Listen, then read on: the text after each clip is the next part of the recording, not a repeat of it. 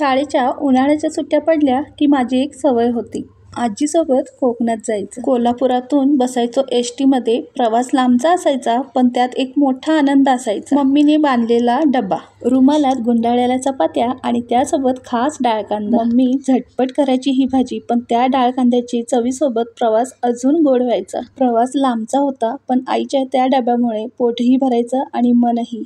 आजही एसटी दिसली की आठवतं आजी, प्रवास आणि रुमालात गुंडाळलेला चपाती आणि डाळ कांदा. आणि या कोल्हापूरच्या प्रसिद्ध डाळ कांद्याला जास्त कशाची गरजच लागत नाही. डाळ कांदा आणि कोल्हापुरी आपली चटणी. डाळ कांदा माझ्याप्रमाणे तुम्हा सर्वांनाही आवडत असेलच आणि माझ्या खूप आठवणी आहेत त्याच्यासोबत, थोड्याशा मी शेअर केल्या. डाळ कांदा हा फक्त मसूर डाळीचा नाही तर तूर डाळीचा, चणा डाळीचाही केला जातो आणि प्रत्येक ठिकाणची वेगवेगळी पद्धत असते. आज मी तुम्हाला मसूर डाळीचा डाळ कांदा कसा करायचा तो दाखवणार आहे. अगदी सोपा आणि जास्त साहित्य काही लागतच नाही. फक्त कांदा लसूण मसाला आणि डाळ. तर काय केलं, एका कढईमध्ये 2 ते 2.5 पळी तेल घातलेलं आहे. जिरे घालून जिरे फुलवून घेतले. 1 वाटी मसूर डाळ मी स्वच्छ धुवून आधीच भिजायला ठेवली होती. त्यासाठी ते 4 कांदे मीडियम साईजचे चिरून घेतलेले आहेत बारीक. ते या तेलामध्ये घालून छान असे परतून घेतले, कांदे मऊ होईपर्यंत. जास्त काय त्याचा कलर बदलायचा नाही, फक्त मऊ झाले की बस. कांदा भाजतानाच 1 चमचाभर इथे मी मीठ घातलेलं आहे आणि 5 ते 10 मिनिटं फक्त ही मसूर डाळ भिजवली आहे. मसूर डाळ शिजायला काही जास्त वेळ लागत नाही, ती भिजवायचीही गरज नाही. डायरेक्ट तुम्ही स्वच्छ धुवून टाकू शकता. जर खूपच गडबड असेल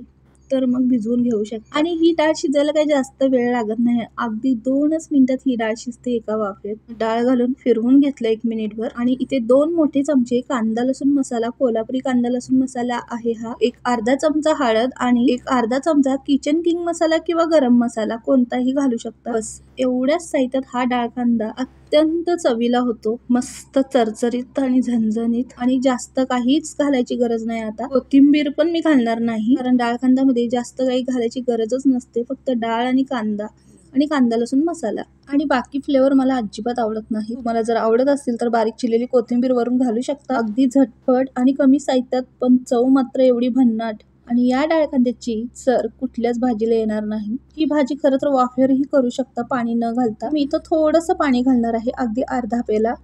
एवढे पाणी मी घालून मंद आचेवर झाकण ठेवून थोडीशी वाफ काढून घेतली. असं केलं की छान डाळ कांदा मिळून येतो. मस्त झणझणीत आणि चरचरीत डाळ कांदा तयार आहे. गरमागरम भातासोबत, भाकरीसोबत, चपातीसोबत 1 नंबर लागतो. पूर्वी प्रवासामध्ये किंवा टिफिन मध्ये झटपट होणारा हा डाळ कांदा अजूनही माझ्यासाठी खूप प्रिय आहे. एवढ्याच आवडीने आम्ही सर्वजणी हा डाळ कांदा खातो. तुम्हालाही आवडत असेलच, नक्की कमेंट करून सांगा. प्रत्येक ठिकाणी वेगवेगळ्या पद्धतीने बनवलं जातं, पण आज ही कोल्हापूर पद्धतीने बनवलेली डाळ कांदा रेसिपी तुम्हाला मी शेअर केली आहे. तुम्हीही याच पद्धतीने डाळ कांदा बनवता का, मला नक्की सांगा. सहज कोणीही बनवू शकेल. आणि खरं सांगायचं म्हणजे माझ्या लहानपणी डब्यासाठी मी हीच रोज भाजी न्यायची, कधी भाकरी कधी चपाती सोबत. माझ्यासोबत माझ्या मैत्रिणींनाही डाळ कांदा खूप आवडायचा आणि माझ्यामुळेच त्यांना डाळ कांद्याची सवय लागली होती. जर शाळेच्या डब्यामध्ये जर डाळ कांदा चपाती दिसली की त्याच फस्त करून टाकायच्या आणि मला द्यायचा त्यांचा डबा.